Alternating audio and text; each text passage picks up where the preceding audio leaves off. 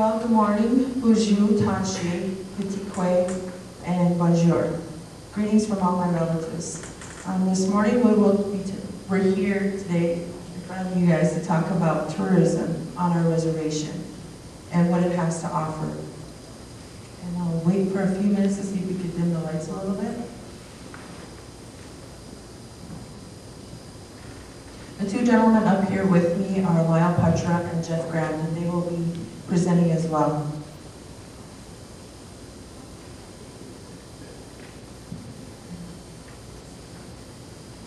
Can you guys see that? Is it clear? Can you see? Get the lights. Well, I'll just continue until somebody hits the lights. Now, the history of the Turtle Mountain Chippewa. This I actually took from Leslie Pelchey's critical inquiry class, and I want to make a note that Alma Pelchey was a great help in this and those types of classes, and she was a great inspiration to me as well. Just a little bit of my history. I went to college here. I finished my 2 years here and then some, but she was one of my, favorite teachers, because she took the time to teach me a lot about the ethics that I have and some of my morals, because she would go back into her life and say, you know, exactly what Katie was talking about. She shared part of her history with me, part of her upbringing with me. So I hold that dear to my heart. So just a little thank you to Alma. Now, the history of the Turtle Mountain Chippewa. The ancestors of the Chippewa Anishinabe were part of the woodland people living around the Great Lakes area in Michigan, Wisconsin, Minnesota, and other parts of Canada. The first contact with Europeans was in 1538, as Jacques Cartier from France had become stranded when his ship was caught in the ice on the St. Lawrence Seaway. His men were sick and starving that winter. They were given food and medicine by the Anishinaabe. They returned to France, and soon thereafter, hundreds of traders and missionaries came to live among the Anishinaabe. By the early 1800s, the Pembina Band of Chippewa entered the River Valley region and beyond to hunt the buffalo. The Pembina Chippewa had to move onto the Western Plains because of the wanton slaughter of all the fur-bearing animals by the fur trading companies out east. Now, the history of the Chippewa Métis. The Pembina Band of the Chippewa moved west out of the woodlands of present-day Minnesota to hunt in the Red River Valley and beyond, eventually extending their hunting territories across the northern half of present-day North Dakota and Montana. They traded and intermarried with the more populous Cree and learned to hunt the bison and adopted a plains lifestyle. The first fur trade forts at the forks of the Pembina and Red Rivers were established by the Canadian traders in the 1780s. Now, in 2009, the Turtle Mountain Band of Chippewa adopted a comprehensive master tourism plan to capitalize on the ever-growing tourism industry within the state of North Dakota. The plan was financially supported by the tribal governing body with a large investment, $680,000, given by the Northwest Area Foundation. The Turtle Mountain Band of Chippewa endeavors to be strong committed partners with the state of North Dakota to promote the diverse cultural histories within the state. Our mission, the mission of the Turtle Mountain Band of Chippewa Indians Master Tourism Plan, is to capitalize and preserve our natural, historical, cultural, and recreational resources in the way that will increase tourism revenue. Our vision, to become a premier tourist destination by increasing revenues, encouraging local involvement and investment, and continually improve our product to entice tourists to our community. Our goals. Some of our goals are to recognize the significant impact that tourism has on the economy of the state of North Dakota, in particular Rolette and Bottineau counties. The tourism plan should develop clear objectives and a well-defined role for the tourism committee to increase the economic impact of tourism on the reservation area. 2 is to implement an educational communication program for all stakeholders in the tourism industry. 3, develop a marketing plan with the necessary marketing tools to promote the tourism assets of the Turtle Mountain area. And 4, create services and plans that would enable product development of existing and new tourism businesses. Now, in this tourism plan, we have 11 stakeholders. One of them, what Katie had mentioned and talked about was Ogama-Gisik, which is Sky Chief Park. The second is Anishinabe. The third is the Turtle Mountain Roping Association. That's one of our new stakeholders.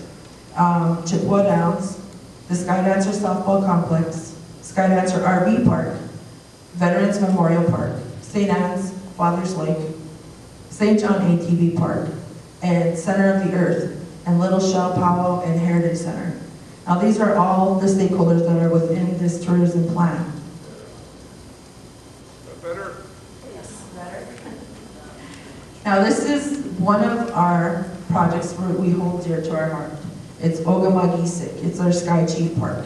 And in this park, we see as a major asset, one of our assets to growing tourism right in our homelands. Now what will be offered there? Some of the things that will be offered there is rental cabins. Keewatin Camp rental cabins. The pictures here are some of how the cabins look. And it's going to go right along the shoreline, so those will be rentable. Like Katie said, their office is finally there, so they finally moved in and they're finally starting to get organized. They also they're in plans of having a concession stand, they're in plans of having an RV pad, and throughout the slides I'll kind of explain a little bit more about that. Now this is one of the areas, what Katie had talked about, the ecotourism. This past summer, we hosted a tour to a group of 50 students from the middle school. And how we did that, the only way you could get back to these teepee villages is by walking. And you can stay in the teepees. They will be rentable. And they will be for instructions as well. The kids, we went into this big teepee down here and gave them some instructions. I told them a little bit about who I am, telling them as my story.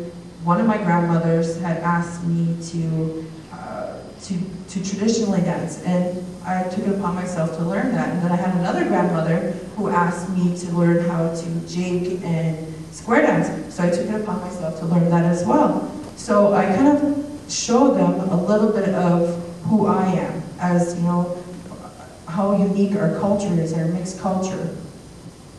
And then I also went into detail telling them, okay, did you know there's 5 ways you could greet on our reservation? And they were all amazed, and some of them knew all of the ways to greet. I think the only one they didn't know was the Cree word. So that was pretty amazing. I also asked them, do any of you dance? Any type of dance? And there was a few who raised their hands. So when Katie talks about preserving our culture, this is exactly what we need to do. Because whenever I saw only a couple raising their hands, it was like, well, then we have a lot of work. We have a lot of work ahead of us. So we went into the teepee, we did some instructions. I told them who I was and what type of tour they were going to be experiencing, and I based it on culture. And I told them a little bit about my favorite Chippewa migration story, how we got here. The Anishinabe, how we got to the Turtle Mountains. And I said it was, and I went in and I told the story, I said, it was a lady who was with child. She had a dream. And in this dream, she was floating on a turtle's back and she was pregnant. And the tail was pointing towards the east and the head was pointing towards the west. And they were floating down this river. And so they took this, her husband took it to the Grand Council and told them about the dream, so they took that dream into high respect.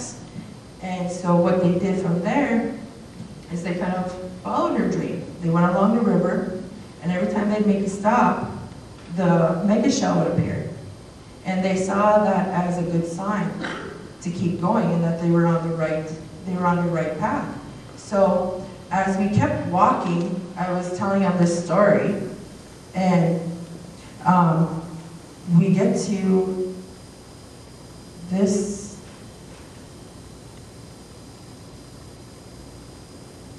We get to here, Wheaton Lake RV site, and I asked them, I took them right over to the creek. This is Ox Creek. And I said, do you think we're in our homeland? And they're like, yeah. They were so excited because, just drawing up to that point that we're right where we're supposed to be. We're in our homelands. So we need to protect and take care of our homelands. With that, I just wanted to share. That was just something that was fun that I got to experience tourism at its best, and who better audience than the kids, right? They're gonna be honest. Now, Anishinabe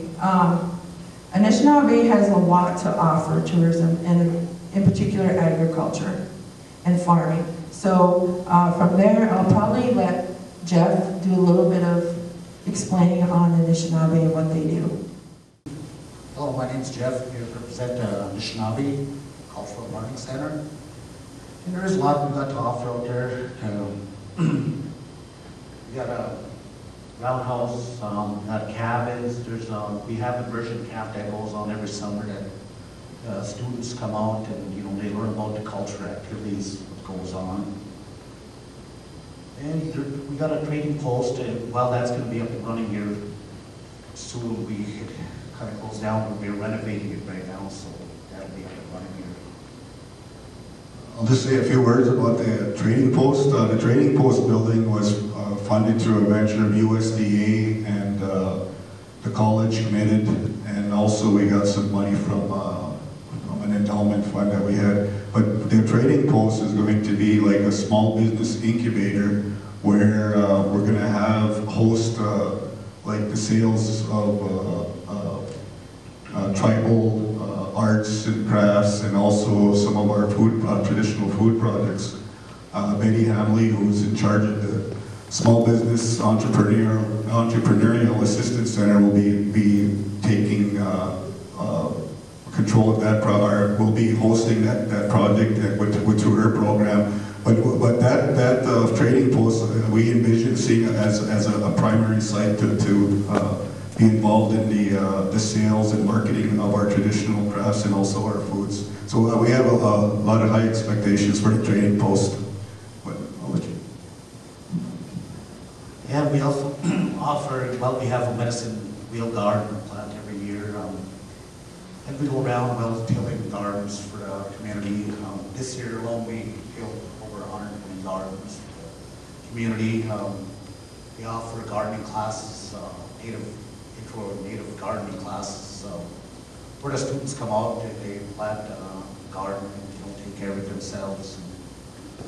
I say, we offer an immersion camp, and there's nature trails, sauna showers, hundreds of different fruits and berries also, on the grounds there. It's like over 102.5 acres, and it's all shoreline.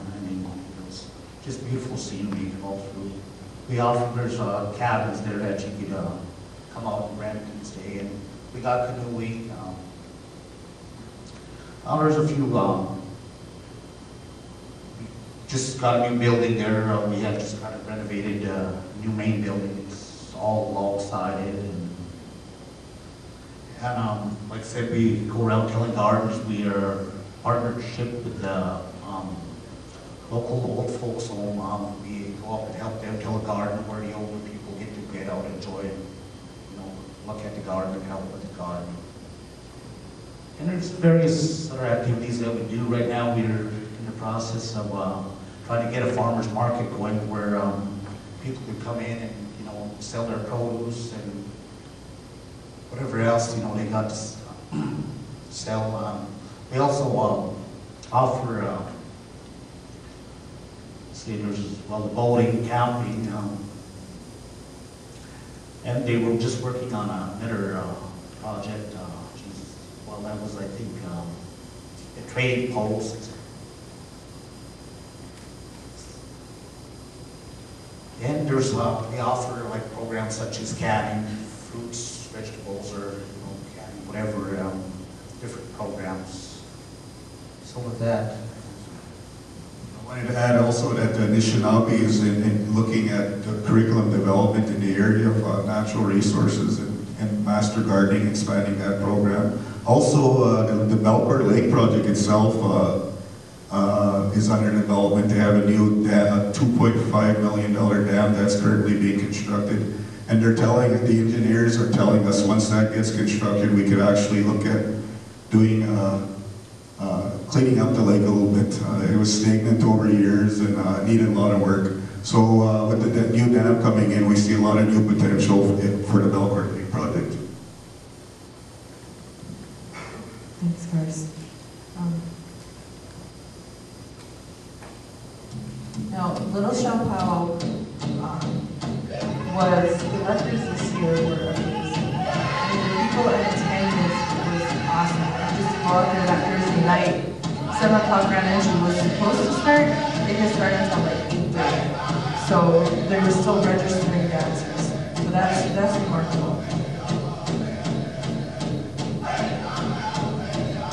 And through our funding, we had given Little Shell the funds to reconstruct the Powell Arbor, to make it bigger, and then to put on the roof. So the grounds are amazing. If you haven't been out there, I suggest you guys go out and just check it out because they did a good job.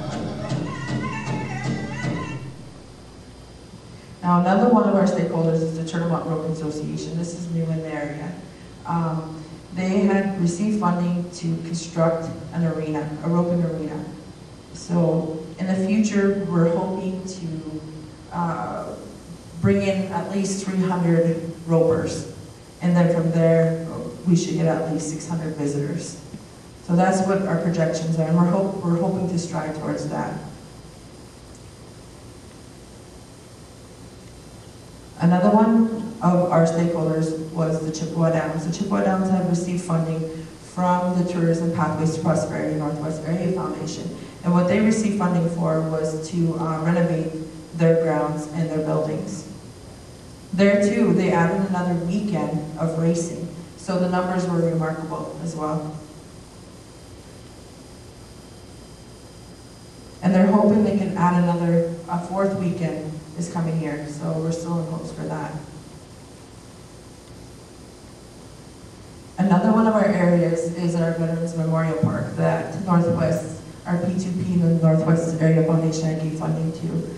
And here is our memorial park. And I think what's in the plans is that they want to put up the emblems of all of the military and kind of like thanking them for serving for us. So that'll be for anybody to go and see, and that's open year round. Now, our Diamonds in the Sky, our softball field, which is located at the Sky Dancer Hotel and Casino, we had given funding for this particular project to finish it up, so to say. They, I guess I could have Lyle speak on this one because he really did the efforts on this. Yeah.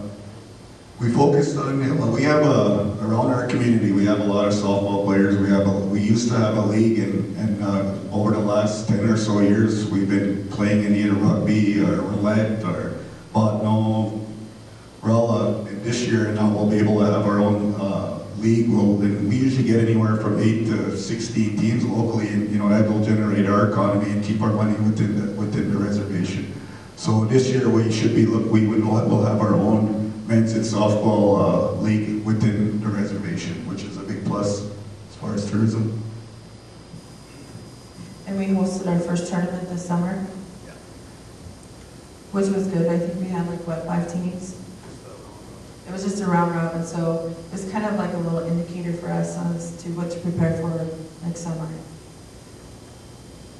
And our stakeholder in this project is Dave Dakota Jr., so if you guys want to start and have some type of tournament, he's the guy to call. Now, some of the things to do on the reservation. We have a lot to offer. We really do. And I think it's just the fact of getting out and going and utilizing what you have in our own homeland. We have lakes. We have lakes to utilize. We have fishing, things to do like fishing, berry picking, canoeing, hiking, swimming, horse racing.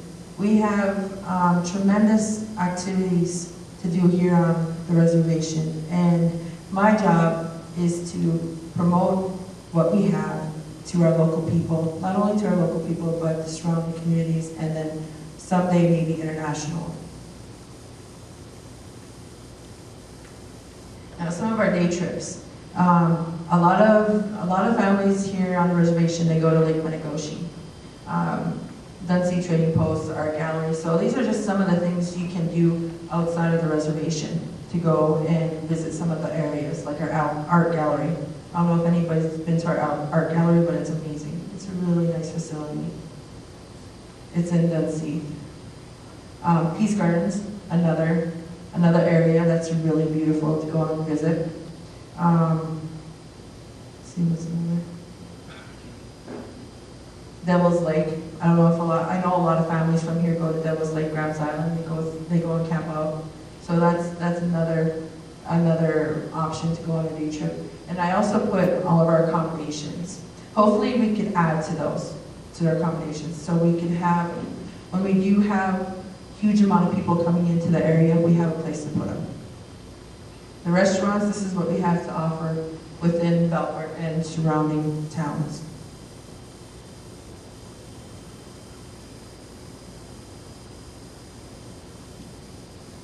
This is just a Tribal Arts Association, their brochure. It's just some information if you want to contact him. There's the number right there, 244-2540, to set up a tour or just to go and purchase something that's available for you. Here's some of our partners. P2P, Pathways to Prosperity, Northwest Area Foundation, Turtle Mountain Band of Chippewa, Natural Resources, Katy Fairs, Turtle Mountain Schools, Turtle Mountain Community College, Anishinabe Wellness Center, Skydancer Hotel and Casino, and Shakopee. Here's a list of some of our websites.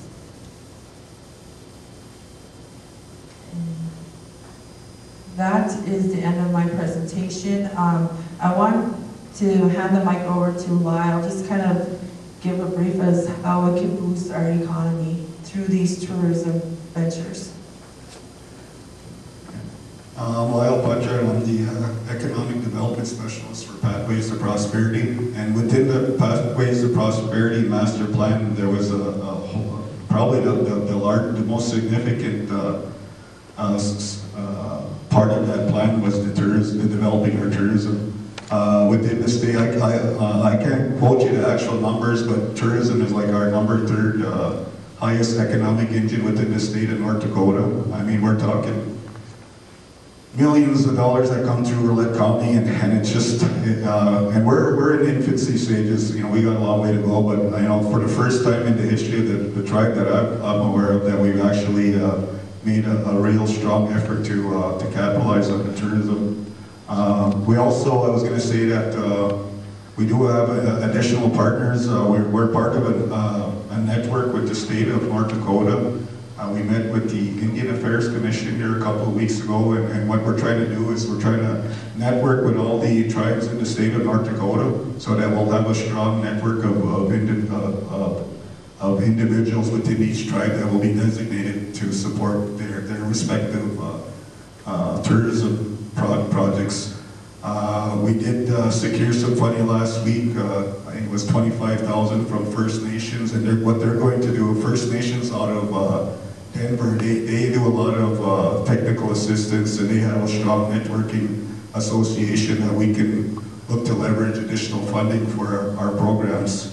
The grant that we got will help to sustain Leah's position, and there's also an assistant that will be within that grant, and also we'll be attending some various meetings with First Nations, and they do a really good job of providing you technical assistance in the area of, especially for trying to secure additional funds for your project.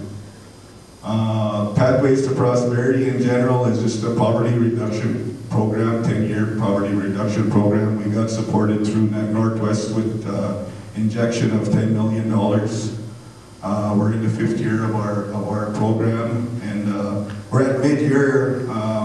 10 years, a lot of things change in 10 years. So right now we're kind of refocusing a lot of our efforts and seeing where, you know, what do we want to do for the next 5 years. And the top of that list, as far as I am concerned, will be the tourism trade. So And then within the next several months, we'll be doing a series of stories on each one of the tourism stakeholders. So you'll be getting a little better feel of what we're doing with each individual stakeholder. And